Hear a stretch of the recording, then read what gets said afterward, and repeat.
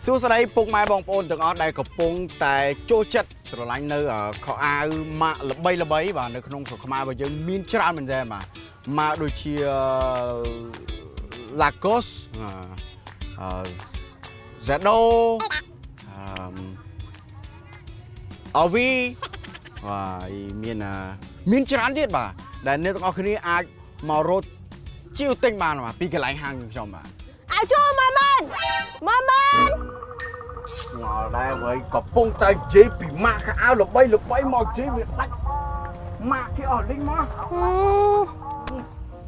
យ៉ាប់មែនកូនពុកអើយទៀតហើយថាកុំឲ្យហៅពុកប៉ាអូលោកប៉ាប៉ាអើប៉ា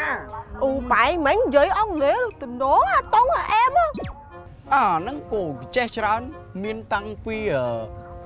មើលមានតាំងពីបារាំងតាំងពីចិនតាំងពីជប៉ុនថៃអូចេះច្រើនណាមើលឯងដាក់ពីដូចឃ្លានេះមើលចង់ចេះបារាំងទូលសួរទូលសួរអានឹងអីអើទូលសួរប្រែមកគឺហានំប៉័ងអូហានំប៉័ងអីទៀតគឹមជ្រេមុកដាគឹមជ្រេមុកដាអានឹងអីគេអាហ្នឹងគឹមជ្រីយ៉ាងហ្នឹងអូគឹមជ្រីអាយើងអត់ដែរហូបហ្នឹងអើថ្ងៃណានាំខ្លួនឯងទៅញ៉ាំអាហ្នឹងម្ដងឆ្ងាញ់ណាដាក់ចិនមួយទេមើលចិន西海边个青阳没事星皮油星皮油星皮油អីនោះព្រៃកាឡាអូព្រៃកាឡាយើងផងថ្ងៃនោះ星皮油ជប៉ុនមួយមកយ៉ាងជប៉ុនគីមូជីបបែ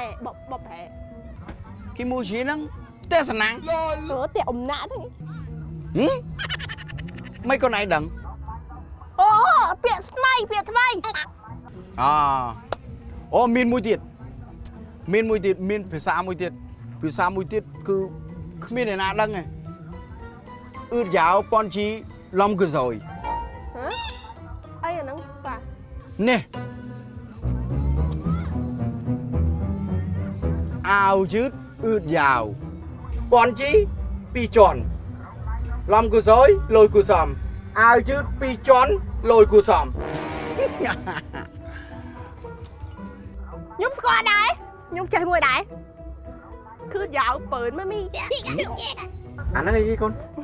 គ្រូយូអឺមីងក៏អត់ស្គាល់ដែរខោយឺតពី12000